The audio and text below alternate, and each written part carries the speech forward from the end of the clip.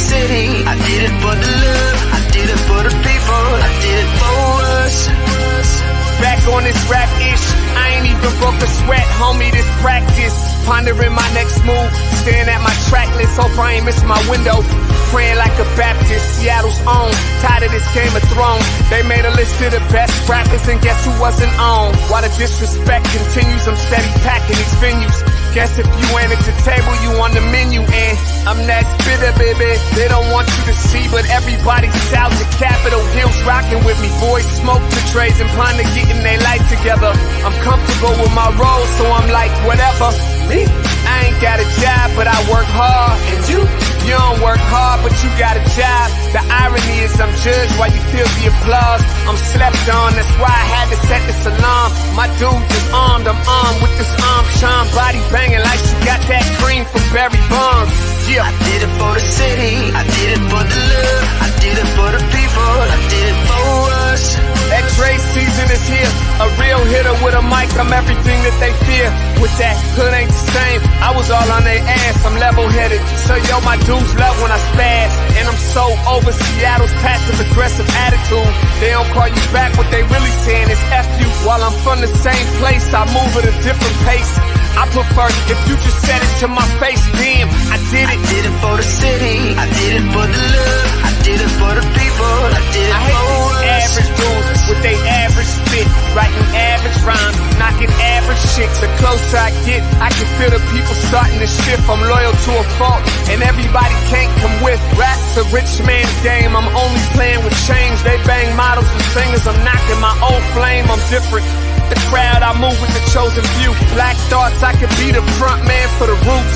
No diamonds and gold, I'm on my sticks and stones. If we can see your penny line, you should have on a thong. My team is strong, through this fire we forged the bond. And they already know what it is when I get on. To the hearse, party like it's December 31st. When I'm on my deathbed, I probably cracking my nurse. You ain't got the bars to compete, I'm a verbal athlete. Deflating these boys so they say that I cheat. Damn, I did it. I did it for the city, I did it for the love, I did it for the people, I did it for us.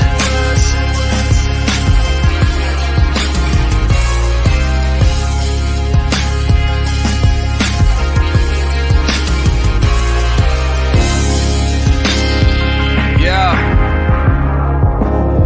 I should probably start by apologizing for the long wait, man. You know, I know I be tripping. But I'm not just a rapper, I'm an artist. And, you know, my creative process is a little bit different than most. Nonetheless, I want to welcome everybody out to the Dre's Experience.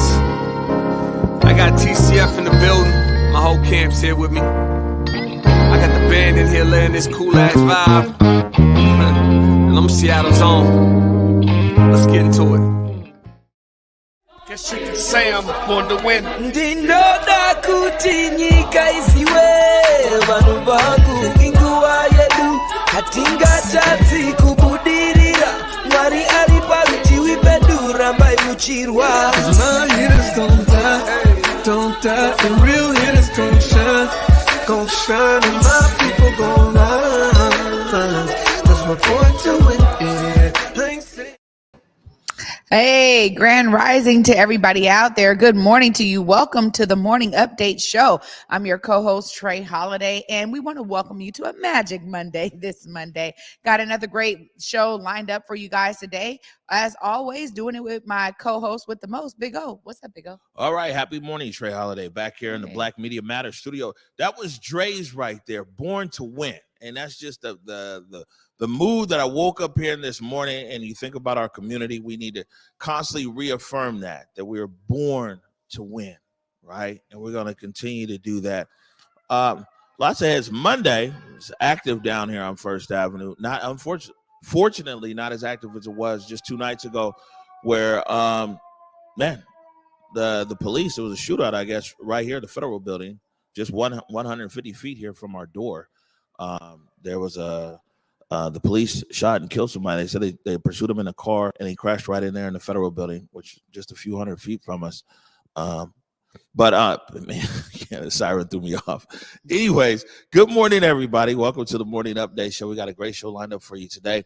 We got catching up on a lot of headlines, from Thursday to today. And also we're going to be joined a little later in the show by Proof in the Play, who was down there, on behalf working with us at Converge Media, covering the state championships down in Tacoma. Some bad news, spoiler alert. The Bulldogs didn't bring it home, but they're always in contention. But we're going to check in with Proof in the Play. But yeah, on that note, we'll get it going. Good morning, everybody. Welcome to the Morning Update Show. I want to remind you that right now is the perfect time for you to tag and share this stream.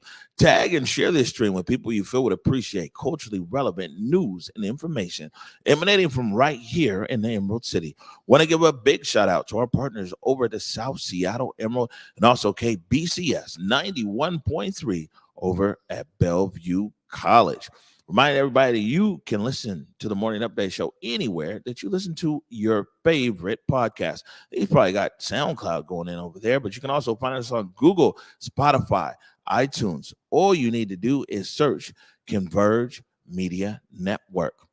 Salman is putting a link in the comments right now. This is for hereforuswa.org. Man, it's busy down here on First Avenue. Hereforuswa.org. This is a website here. It's culturally relevant information for those in our community who are vaccine hesitant, but also resources that are there for people who might want to get vaccinated, need a booster shot, or looking for testing resources. Yeah, absolutely. I mean, this is a continued effort right here by the Department of Health to be sure that, folks can get their questions answered, understand some of the facts that are coming out about these vaccines. I mean, we know that there's a lot going on in terms of the new mandates, hey, is it going down? So go to hereforuswa.org and get the information you need around COVID. Yeah, no, for sure. Man, we got an overlay right here. For Culture, there it is. For Culture, it's up there. 2022 project grants. I believe that it's open until April 20th. Salman has got a link in the comments right there, man. For Culture has been really good and intentional in creating opportunities through grants for the creative community that's out there, man. People need a little bit of help. Yeah, absolutely. And they've been real specific, like, hey, if you got projects around arts, preservation, or history, they are making sure that you get funding. I mean, sometimes these are the projects that slip through the cracks in other grant opportunities. So For Culture, once again, is stepping up to the plate. So if you guys know of people that are working in those kind of sectors, make sure they're checking out this opportunity. All right, no, good stuff that's there. So man, yesterday marked the 57th anniversary of Bloody Sunday. And Bloody Sunday, this was there in Selma, Alabama, at the Edward Pettus Bridge. You go ahead and put the video up there, Selma. There it is at the Edmund Pettus Bridge, and where non-violent protesters, including, yeah, look at that. So that's the Alabama State Police right there. Meeting people who just wanted the right to vote, to exercise their right to vote. They were met with brutality there at the Edmund Pettus Bridge in Selma, Alabama, by the Alabama State Police and deputies and state troopers. And it's been recognized, or it's called Bloody Sunday. Vice President Harris was there yesterday. I mean, I was unimpressed. So there's no clip of that, but we definitely, can't let people forget about Bloody Sunday. No, we absolutely can't. And we're seeing right now in 2022, 50 years later, here we are still dealing with, people wanting to, suppress voters. And so this is something that is constant in our country. The ideas of, people having to step up for the very same issue that they were doing and marching on that bridge for 50 years ago is alive and well. Yeah. And in that footage, go ahead and play that one more time. You see Representative John Lewis. You'll see right there with the backpack on. John Lewis was beaten, but they said within an inch. What he said, within an inch of his life by the Alabama State Police. And of course, went on to be what they referred to as the conscience of the Congress, John Lewis. I tell you something about black people, man. You sit there, go try to get your voting rights, get beat up by the Alabama State Police. Again and again, John Lewis took a lot of beatings and then go on to serve in Congress and be referred to as the conscience of the Congress. Yeah, it's one of those things where the legacy is so so inspiring for so many of us. I mean, you have choices here, particularly Black Americans who is like, man, this country was never built for me, but you have choices. And John Lewis chose to really serve the country in that regard. Instead of just criticizing the wrongs, he was trying to make things right. And I think that that's a great lesson for all of us to take on to this day. Yeah, no, for sure. So taking it back here to Seattle. So on Friday, Mayor Harrell had a press conference, and it was Mayor Harrell, and he was joined by Seattle Police Chief Diaz, by DEA agent Tarantino, by the Western Attorney for the U.S. Western Attorney. It's Nick. What's Nick's last name? Black guy though. Went to Morehouse actually. He's the U.S. Attorney, and also Seattle Attorney.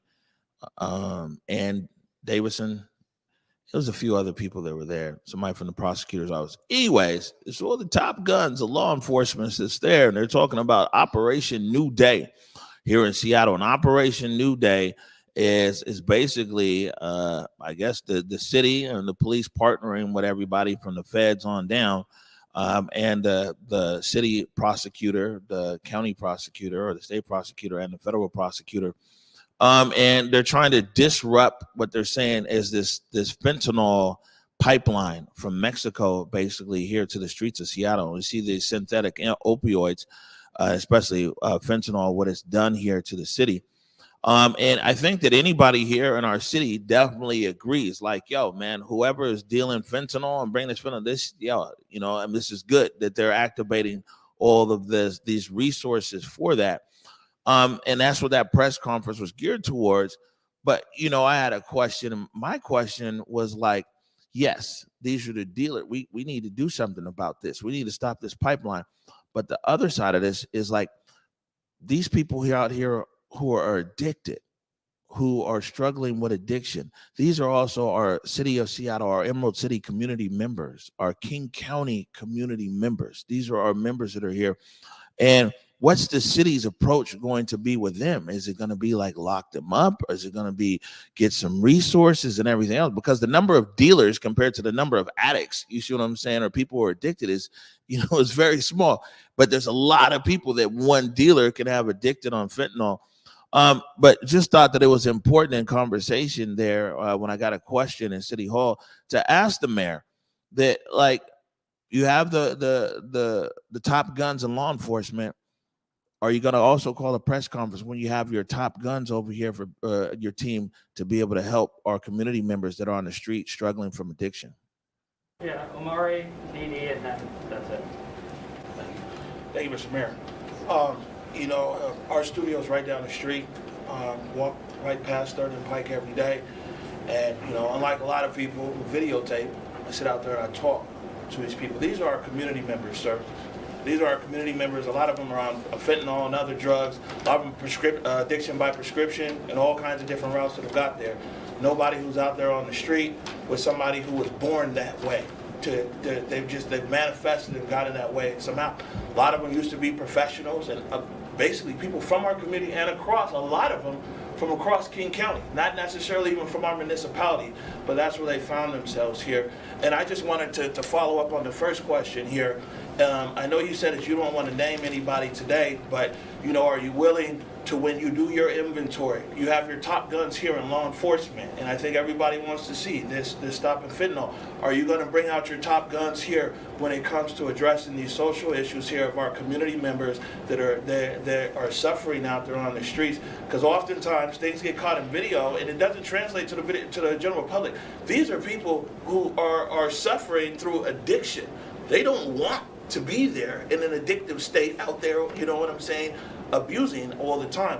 The other thing is when you do your inventory, considering some of these people who are out here, these are the children of Kirkland, the children of Bellevue, the children of Renton. Are you going to partner with King County as well when you're going to addressing and resources that are down here for when you're talking about the people who are suffering from addiction, who are actually the the fentanyl dealers are actually, you know, taking advantage of and fueling this crisis? Thanks for the question, Omari. The short answer is yes.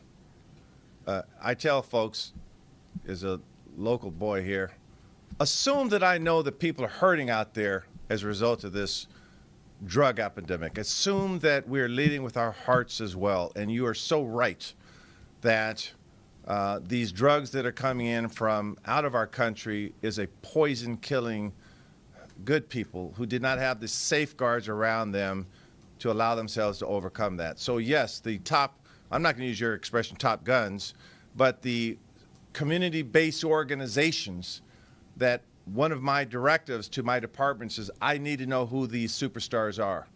And quite frankly, I hear a lot of them saying the right things to previous mayors and previous departments. We are evaluating that now. And I'm asking my executive team, who are my, to use your term, top guns in this work, because that is what will be sustainable. And that's why I mentioned earlier that getting someone treatment, if they are so happen to be arrested, they could be a victim themselves, getting them the treatment that they need because of the crisis that Frank Tarantino talked about. We have to do that. So we are identifying those organizations now. And I need them, quite frankly, I need them out here in the street with me, out there in the streets helping people. And to answer your question about the regional collaboration, I will partner with anyone who shares our vision of One Seattle.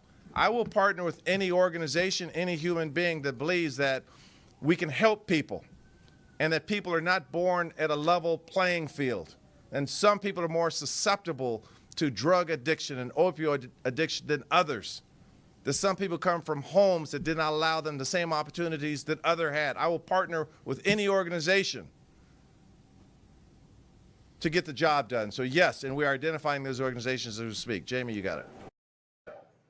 This right here was a really great question, because ultimately it does boil down to how we're doing a holistic approach, right? You're talking about, okay, criminal cases and catching these dealers out here. But I love how you really brought it back to the people that are out there on the streets dealing with these addictions. And honestly, we've been talking about this fentanyl issue. This is, something that is highly addictive. And oftentimes a lot of people are taking it based on, okay, well, look, I ran out of money to get the prescriptions that I normally get because I was in a car accident. There's so many different reasons why people end up finding themselves in this situation. And so I really appreciate Mayor Harrell's answer here in terms of understanding that there's people in the community that do have answers. He does need to partner with them. Yeah, and I think that we all need to really realize, and that's why I say community. A lot of times when I say community, I'm talking about us Black folk, you know what I'm saying? But this issue that we're facing here in our city, this is our community, the Emerald City. And as Brad Finegood from Public Health, Seattle King County said, this is our King County community that's out here. And, I was intentional in that press conference to say there's a lot of people in here who just videotape and keep it pressing. And people imagine that, what's happening is happening.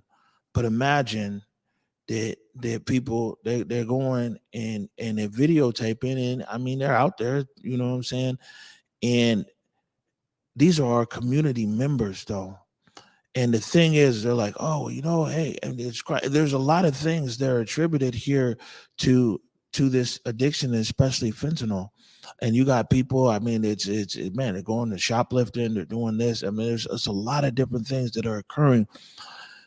But I just think that even in reporting on this, that we need to remember that these are our community members in King County and Seattle who, man, if you go there and you stand on 3rd and Pike, and we're up there, me and Salman, we're up there on 12th and Jackson, and you see people are not in their right mind.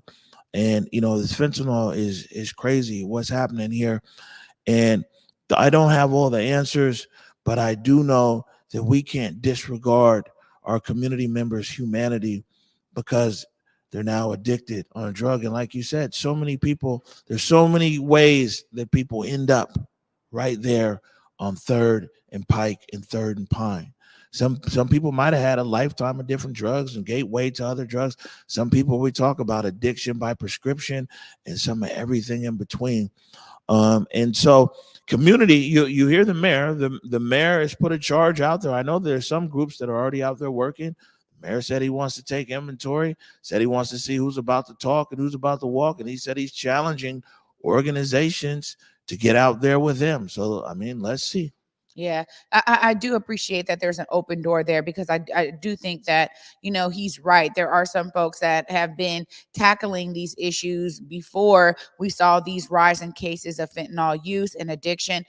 There's people that we've been dealing with different addictions for many, many years now, right? And seeing different people out there in these hubs. I mean, you're talking about 12th and Jackson. I drive past 12th and Jackson every day, and there's almost always people out there, and you're like, man, dang, not just falling on hard times, but who knows what their personal stories are, their backstories.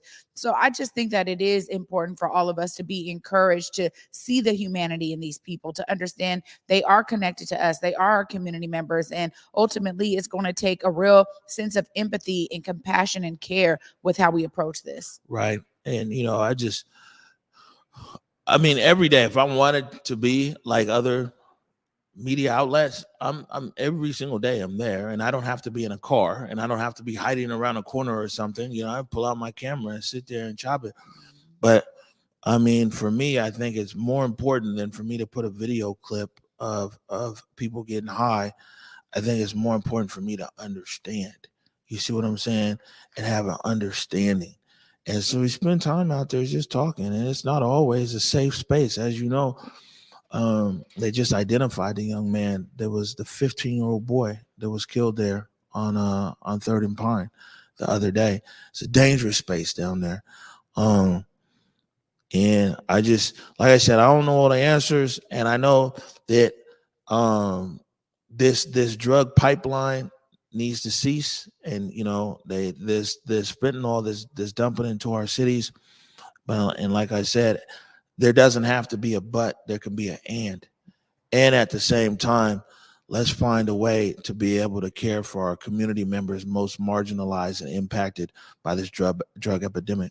Yeah, one thing you said there that really strikes me is we have to think about this. When we're talking about a level of addiction in this regard, we're also talking about a level of desperation, right? We have people like you just mentioned there, shoplifting. People are doing what they feel they have to do in order to get their hands on this. So the danger that exponentially raises because of these addictions is real. But also, when we look at these individuals and understand that there's something that got them there, it really allows us to move in a center of a different approach where we're caring for people. But it is true, we're seeing a rise in crime and different things like that due to these evictions because that desperation level is high. Yeah, no, definitely it's there. We got something else here. This is coming from Jimi Hendrix Park, from Coleman Building, from Urban League Building, Northwest African American Museum, however you want to call it. Man, there was some movement over the weekend. On Saturday, it looks like the occupation encampment that was there for almost 2 years. It was put there in Juneteenth of 2020. Omari Tahir-Garrett, and that's the African American Heritage Museum and Cultural Center. Their organization there have been occupying the very front of the Coleman Building and also the main entrance to NAAM, the Northwest African American Museum, since June of 2020. There had been a few attempts between then and now to remove them and remove the space. There had been like a partial eviction that had happened, but never really a total removal of everything there in the space. And Saturday morning, it looks like they came in and removed everything from over there. And I don't know if it's because NAAM and Urban League might have just been like, hey, well, with COVID, we can't open this thing anyway. And so it's just been waiting. And now with the governor getting ready to open everything up on the 12th, if they felt this was the time or whatever. But that occurred. So I went up there, got a phone call. I went up there to see everything for myself. It was all cleared out except for some U-Haul trucks. And I ran into Omari Tahir-Garrett there. The whole interview here is like 16 minutes. You can find it on our Instagram and on our Facebook page.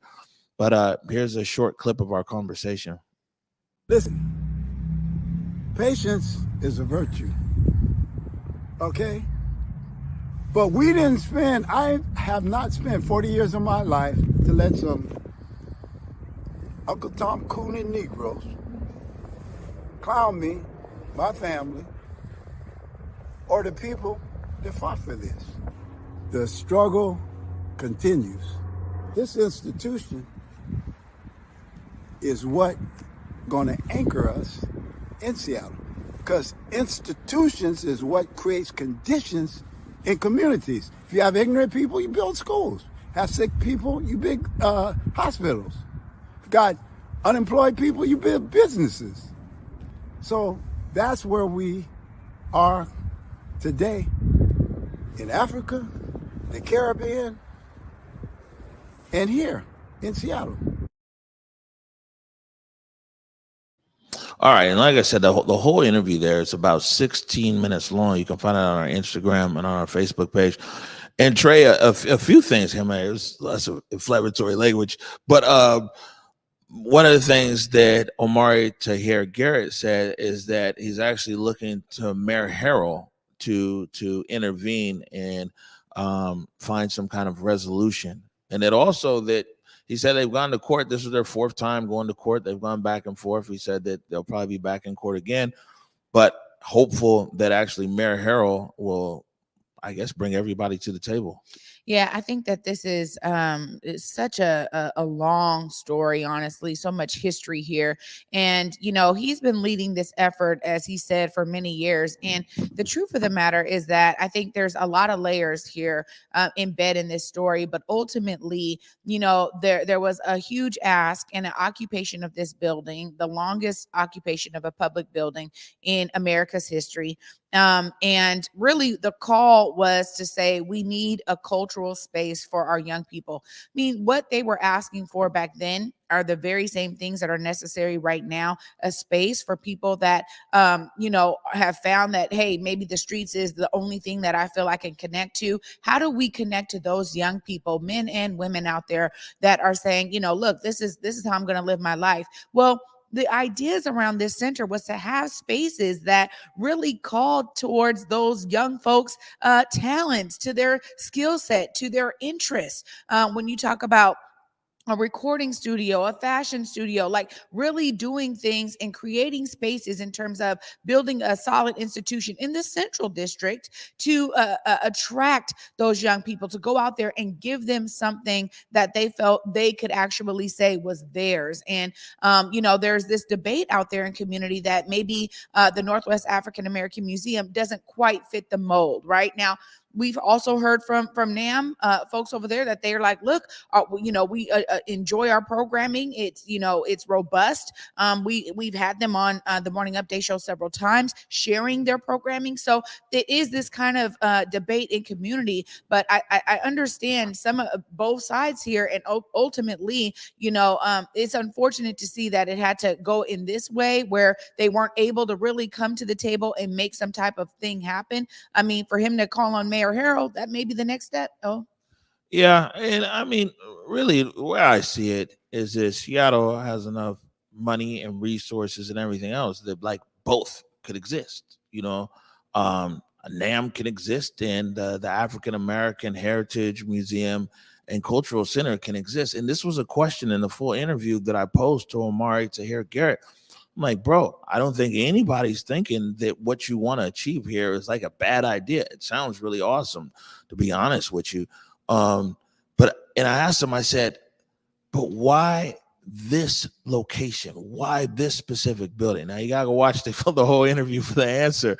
But you know, I really think that, man, there's a space, you know, with Blackness, there's enough space for everybody. I think that the particular issue here is this building. Right. And the ties that Garrett has here to this building. Like I said, full interview is there. It's real interesting.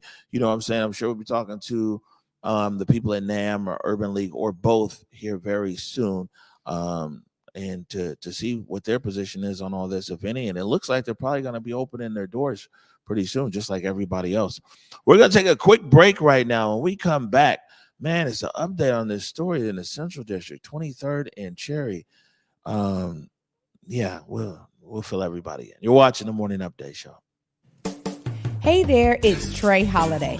And of course, Besa and I had to take a trip back to Market Street Shoes to grab some items. They always know what to show us. And let me tell you, we both spent quality time to be sure we collected some amazing additions to our wardrobes. They have some of the most unique bags, shoes, and accessories. I mean, the whole shebang. It's always a good time when I get to shop with my girl Besa. Make sure you go check out Market Street Shoes, y'all, and you too can walk out with some dope gear.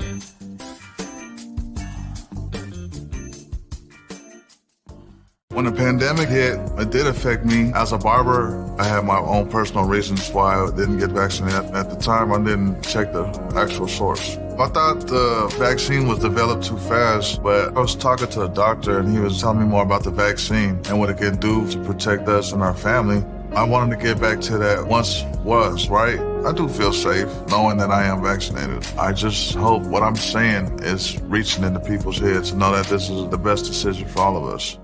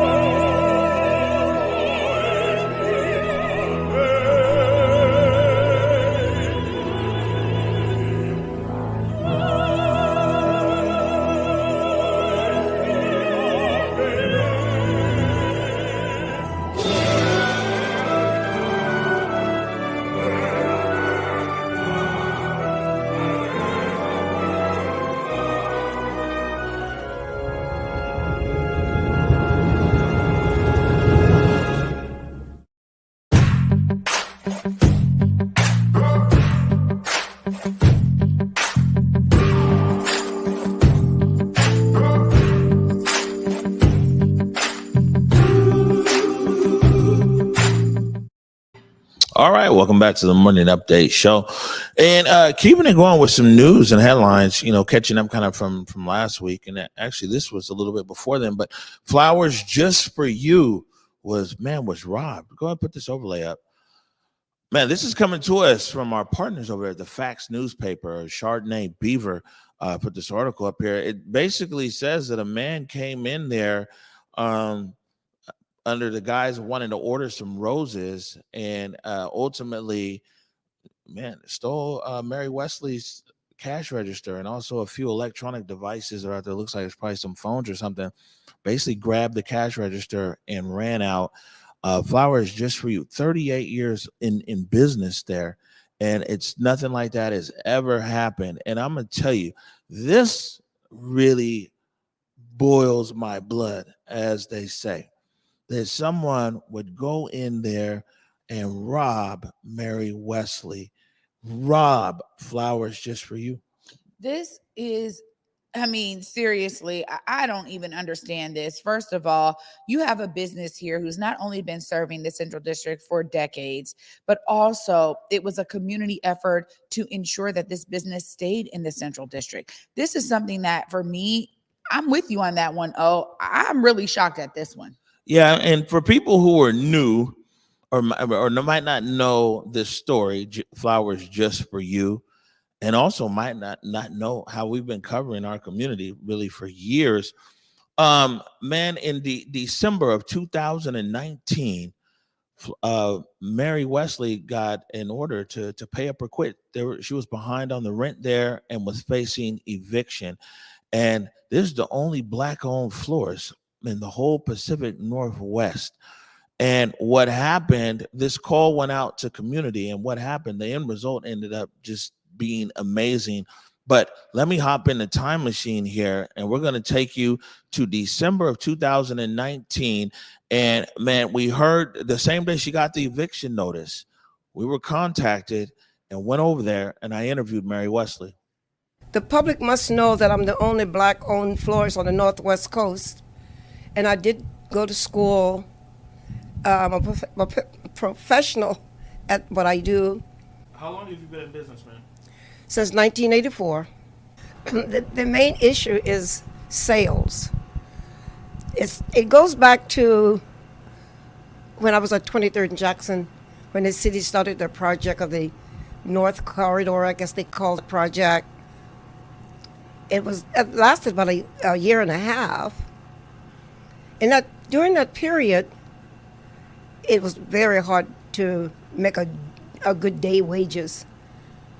Because the way they had the street blocked off, people couldn't get in or get out.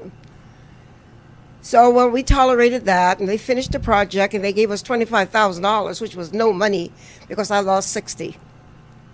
I was doing quite a bit of work for Southwest, and then Bonnie Watson bought that, of course.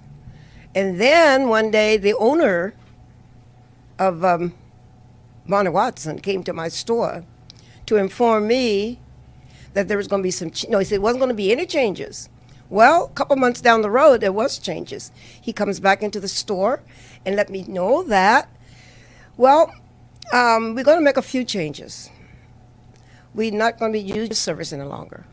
So it turned out I didn't get no work from Southwest whatsoever. So when the black people go for their services for preparation, they don't consider me at all. None, zilch. Because when they would have family funerals there, that we did lots of work for Southwest Mortuary. But Bonnie Watson took over? No, because they have a flower shop also. They lease out. So quite natural. He's going to help his guy to run that shop. So he took my business and gave it to this guy. So that put me out on the block. Some days we don't make any money. I'm here, but there's no sales. And it has gone to the point where the landlord is falling behind with his rent because I'm not making any money. And so I have to move. They said money in 14 days or evacuate. But it really hurts me. I really put a big dent in my savings for my retirement savings because I didn't really want to close the door, but I had no choice but to dig into my savings and try to stay afloat as long as I could. So here I am talking to you, looking for help. All right, what do you want the community to do? I want the community to be a little bit more supporting, to know that I'm still in business, I still sell flowers, and I do think my community should give me the first option. And if I never dreamed I would be confronted with a situation like this. But here I am. So now I'm reaching out for help. I don't want to give up my company, but I may have to. If I don't have this landlord's money in 14 days, I think I'll just have to pack up, put my belongings in storage, and just go home. That's about all I gotta say. I'm just looking for support, and I just gotta get more money in here to keep the doors open.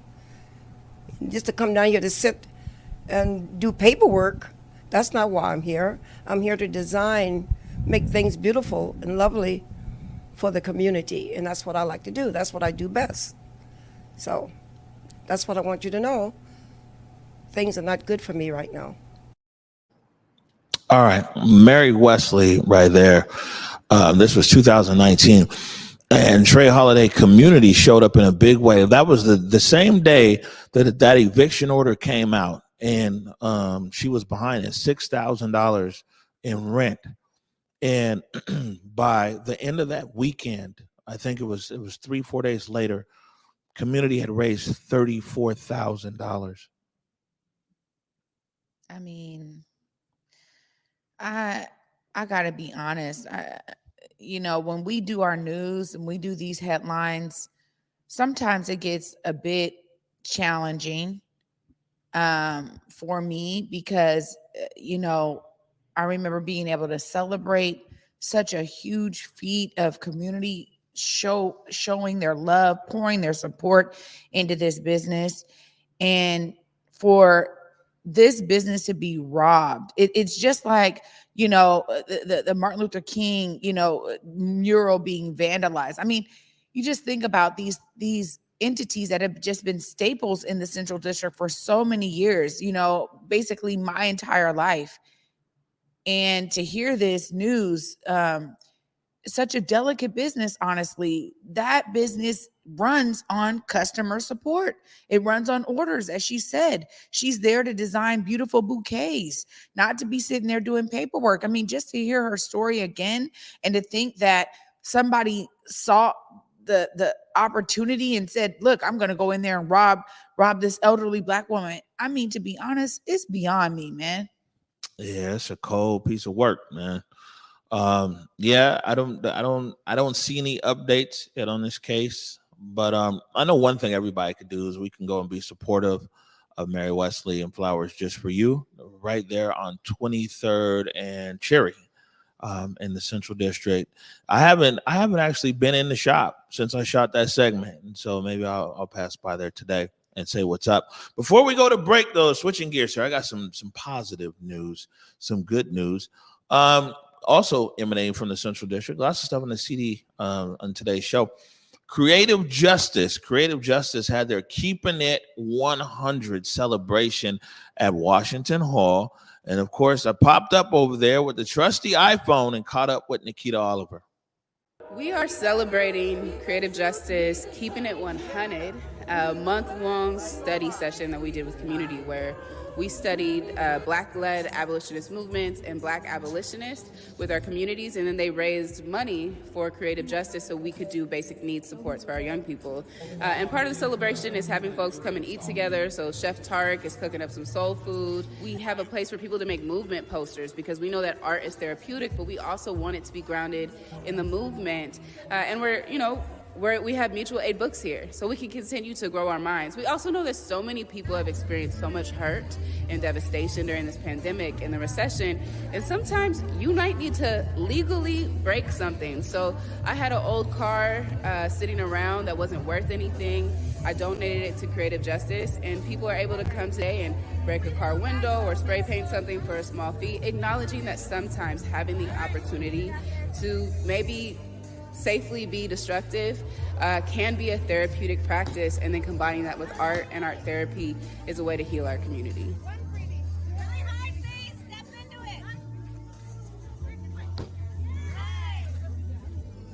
We can create collective healing and caring spaces that allow different people with different needs to navigate their emotions in a way that actually lets them be expressed wholly and then be held in a way that we can move forward. And that's what we're doing today, whether it's from the car to the posters to the food to the celebration.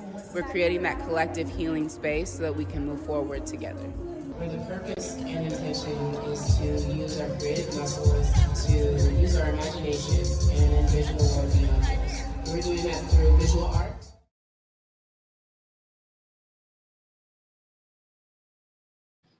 There we go. Positive indeed. I love seeing these kind of efforts happen in our community. Shout out to Creative Justice for really building such an eclectic event. I mean, you're talking about having that old car out there. Hey, we're seeing this as a business rise up where people are creating rec rooms, going in there, breaking glass and all this other kind of such. So I love seeing this happen in our community. Shout out to Chef Tarek. Always probably some great food over there. I'm sad I missed it, but I love seeing our people get out and support these young folks. Creative Justice has really been a staple. Great to see that. Yeah, it was dope. You know what I'm saying? The food was good. Anywhere there's some food, I'm gonna show up. That's probably the number one reason why I show up there. And I will say this, that it's interesting that, and I read some of these comments and everything else. It's interesting that you can actually go to a company and you can pay and wreck a room. You know what I'm saying? That was big. Every time I'm in Vegas, they're like, oh yeah, you come in there, you break everything in the room, you get out your frustration or whatever. But when it's presented like that, it's like, oh wow, this is so cool, way to blow off steam. But when our kids are doing it, you see some of these comments is real interesting. I've been trying to let our people let our people go. Yeah, you know what I'm saying? Man, we ain't got enough time. I'm gonna have to save it till tomorrow, and I will. But I'm just tired of people this is I'm open for discussion and criticism on anything. I'm in a public space and people are real critical and all kinds of stuff and everything else.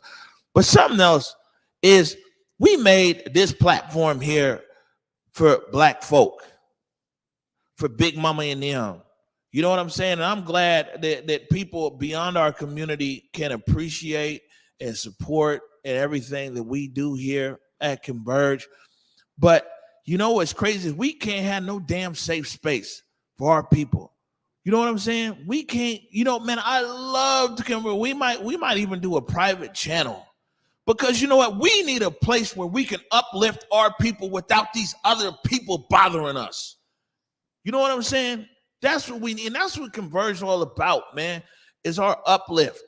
You feel me? And we very well just might need, man, I'm telling you, man, this was such an amazing space before we went public.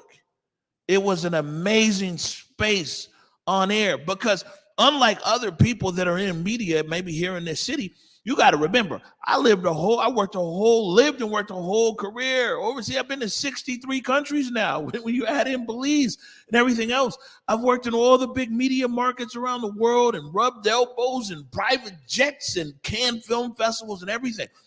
So our motivation as Converge isn't to be like, oh, let's get to the next level. Our motivation is how do we uplift our community? We're here in this space intentionally.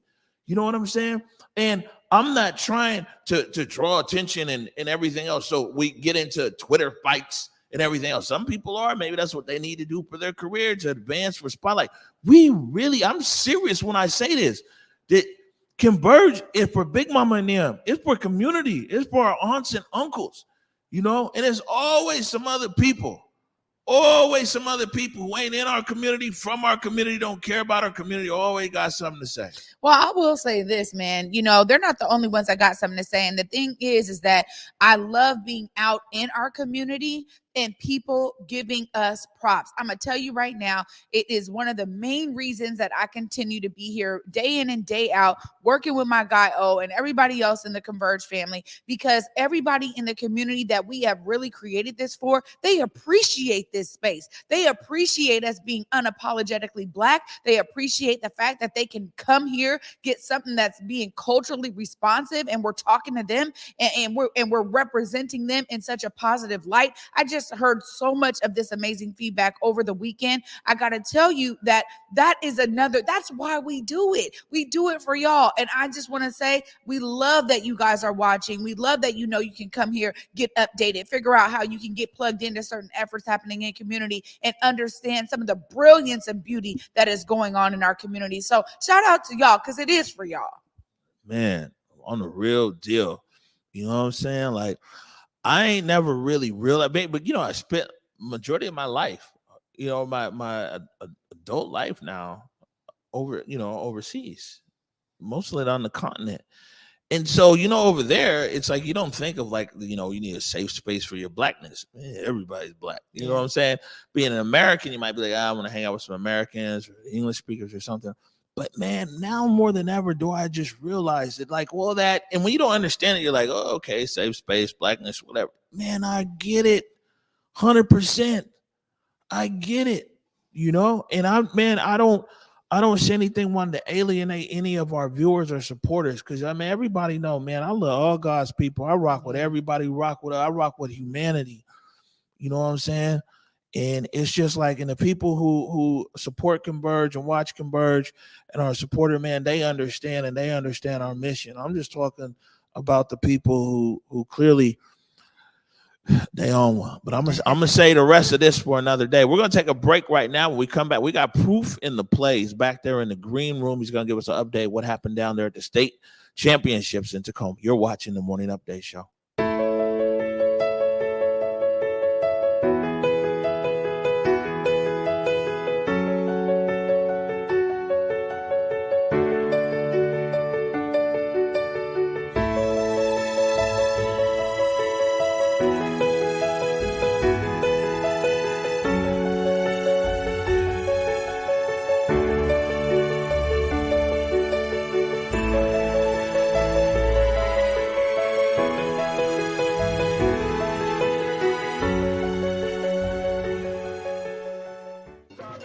I'm a Garifuna. Yeah. So I speak Garifuna. I work with my mother at the farm. Dig up cassava, plant the cassava, chop the farm, clean up the farm and everything like that. But I'm still painting, In the morning, I go to the farm, and by the time 10 o'clock, I'll be back home every day. Sunday, Monday, every day. You see, the art pass through my veins and my blood and everything, and I feel like, yeah, it's art got to come out. It's got to come out. It's got to come out. But art is my life. Art is my life.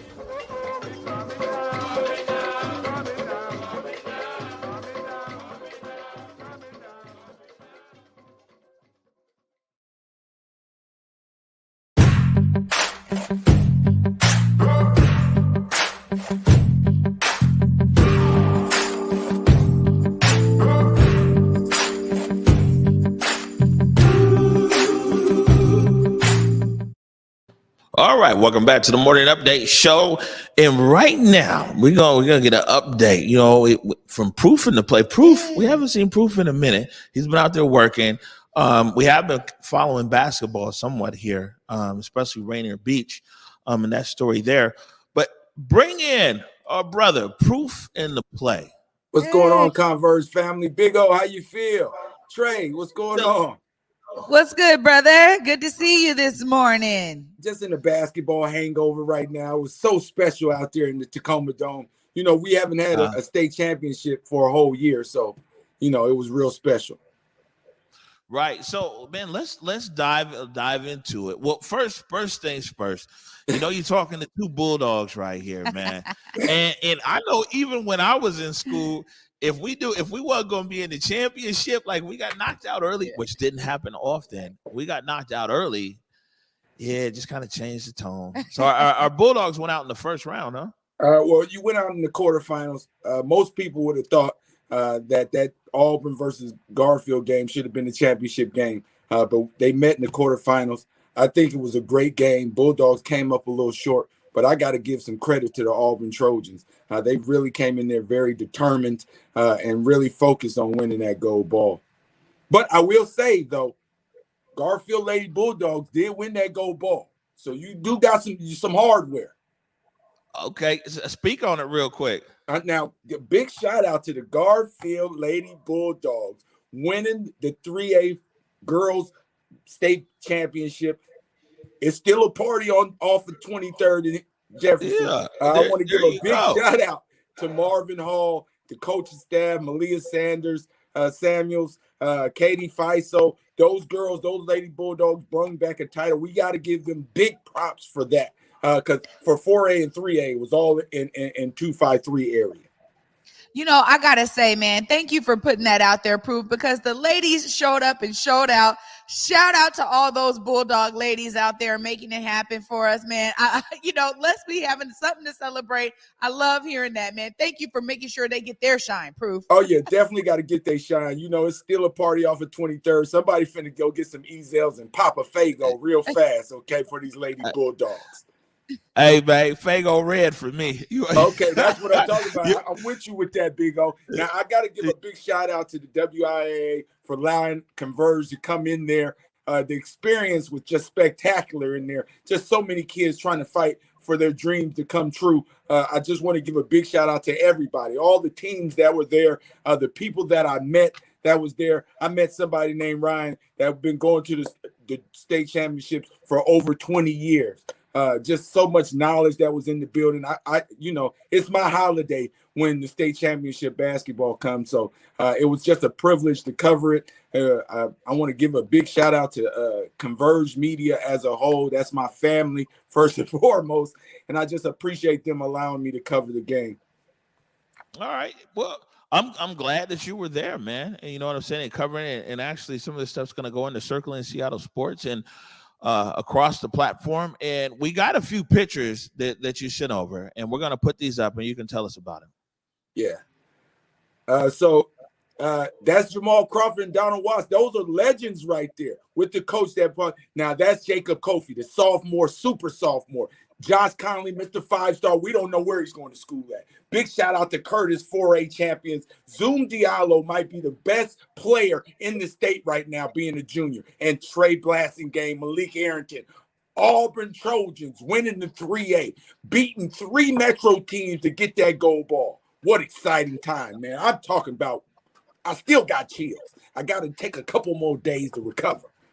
Look, no, man, you just got me super hyped because you're talking about Zoom. This is a young man that I have seen grow up on the AAU circuit. He was on the team with my son, Federal Way Warriors. We have seen him go to teams across the country. Zoom is not only an amazing athlete, but he's an amazing student. You're talking about a young man who puts his heart into it. I'm not shocked at all that any team that Zoom is on is the ones to take the state championship. Me and my son and his friend were talking about it this weekend. They're like, man, we always known Zoom was going to be doing something amazing. So I just love giving a good shout out to Zoom out there and his family. They really do make sure that he's balanced, level-headed. He attacks the game with precision. So I am somebody who's been able to see him grow up and do this. And it's a great thing to be able to see his team take the championship, even though it was a school that I'm not as familiar with. I said, oh, if Zoom is on the team, I'm not shocked by this at all, brother.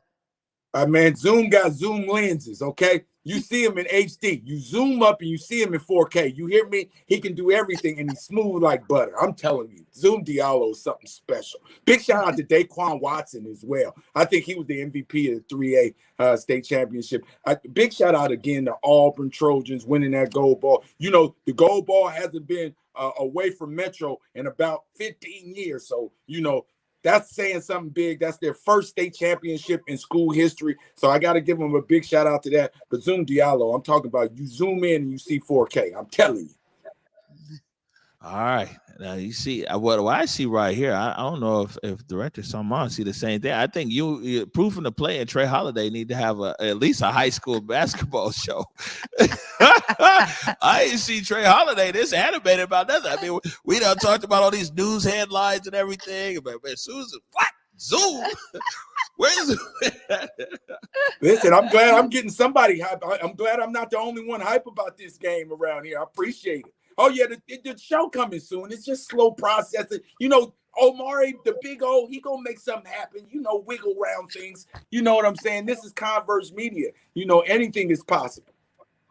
That's good. That's good to know, man. And it's also good to know that they greeted you personally and Converge Media with open arms down there in Tacoma.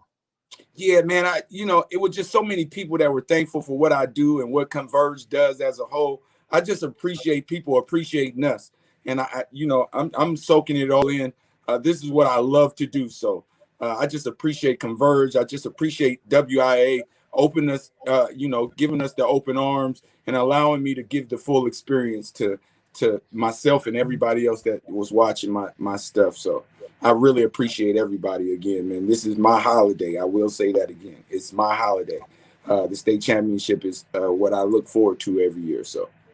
Well, I got to say, you're always in your element when you are covering these sports. So great that you were out there, bro. Love just hearing your excitement and knowing that you were in your element all the way. Yeah, no, good stuff. And I'm sure we'll be seeing you again soon, Proof, man. And thank you for your coverage, your continued coverage, and your uplift of youth sports in Seattle.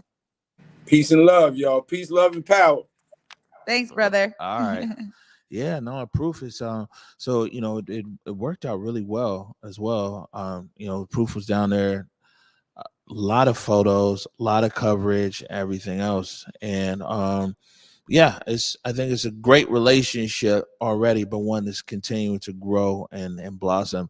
And then Proof be on it, man. No, I just gotta say, Proof be on it. And every time that something is going on with youth sports, Proof is there. I mean, even when, the cameras aren't there capturing him, he's there capturing young people in their element. So shout out to his dedication, man. He's been on it for years, and he's well known in community because of his consistency in that space of youth sports and athletics. He's doing it.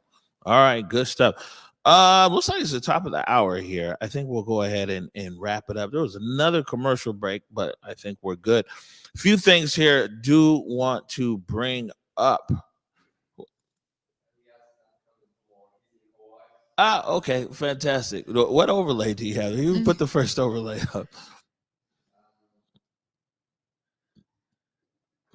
Yeah, Let's see. Here goes the director. Who's over there? This is what happens when you be playing Candy Crush. There we go. Beauty and the Beast. Beauty and the Beast. Will remind everybody. Now, this is the ballet. This is the Pacific Northwest Ballet. Beauty and the Beast. March 20th through 27th. It's a little bit different of an experience, and it's geared towards young people. They're trying to get youth out there and try to understand more about the ballet.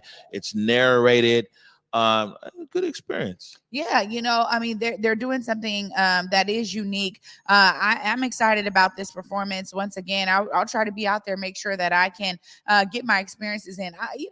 Really, I'm becoming quite accustomed to the ballet and opera and things like this. It's a beautiful space. Yeah, no, good stuff. And speaking of the actual opera, me and Basa Gordon on the 9th, which is Wednesday, so we're gonna go see Blue. Everybody's seen Blue, I guess, except for us. I know you went. Anthony and Marley Love from Traveling While Black in Seattle, they went, and so looking forward to going and seeing Blue with Basa Gordon. Yeah, you will not be disappointed. Everybody that I've been talking to, particularly this past weekend, being out in communities, everybody's like, oh my God, you need to go see Blue. I'm like, hey, I was there opening night. It is really something that the community is talking about for sure. All right, programming notes here. I want to remind everybody today at 4:00 is Circling Seattle Sports. My guy Chuck and Belle Garcia. So now Circling Seattle Sports, this is fantastic. The podcast is 140 episodes in. The video version is about 3-4 months in. And yeah, these guys, man, young people. And my son actually produces the show. This is Omi's show, produces Circling Seattle Sports. That's today at 4:00. And then at 6:00 tonight, Takia T-Dub Ward. It's the Art of the Matter. And man, this is another episode coming from Belize, from Dongriga, Belize, and Cayetano, right? And you were actually there though. You were there when Takia was filming this. I see you in some of the clips of the film, drinking the special wine, all that stuff. Yeah, doing the drum circle in the back. I mean, it was an amazing experience. And again, one that really helped to cement us, learning more about the Belizean culture while we were there. And so shout out to T-Dub for making sure that we got to, celebrate with her. All right, that's tonight at 6:00 right here on Converge. So 4:00, Circling Seattle Sports, 6:00, Art of the Matter. We're 1 minute over time. Trey Holiday, any last words before we get out of here? Just, it's imperative that we all see ourselves as a part of the solution. We all have something to pour into making our society better every single day. Be inspired and see yourself as a part of the solution, y'all. All right, good stuff. There it is. Man, we're off to another week. This year is just moving by quickly. I want to take an opportunity to say thank you. Thank you to all of our supporters, all of our viewers.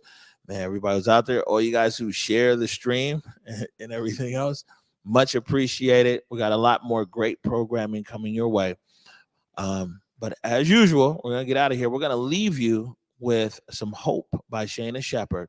But I'll remind you to go forward in your purpose, go forward in your humanity. And until tomorrow at 11 a.m., peace.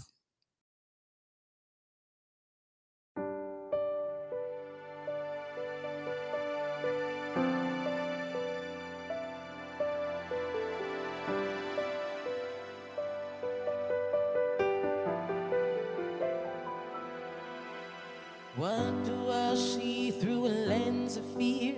1,000 little steps to go.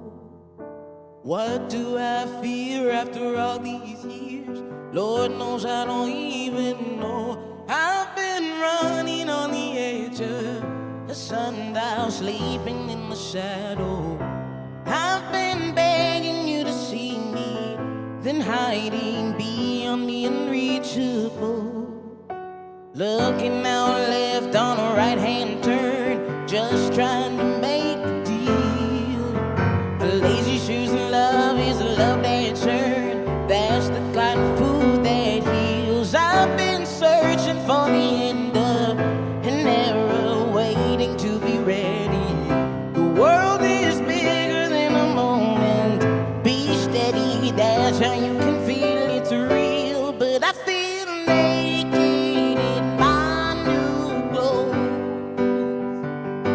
'cause I got used to hiding the holes. This whole world got new tricks and I'm in the thick of it.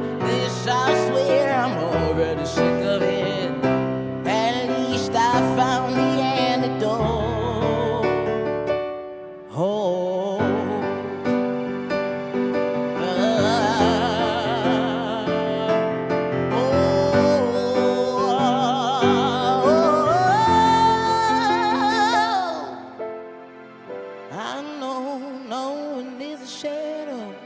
I know no one is a shadow. I know no one is a shadow.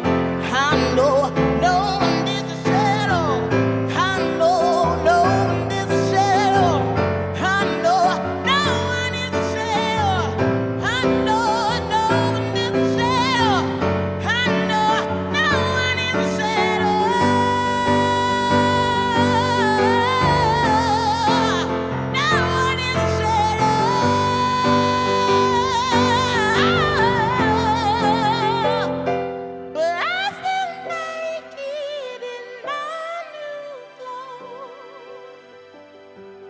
I got it.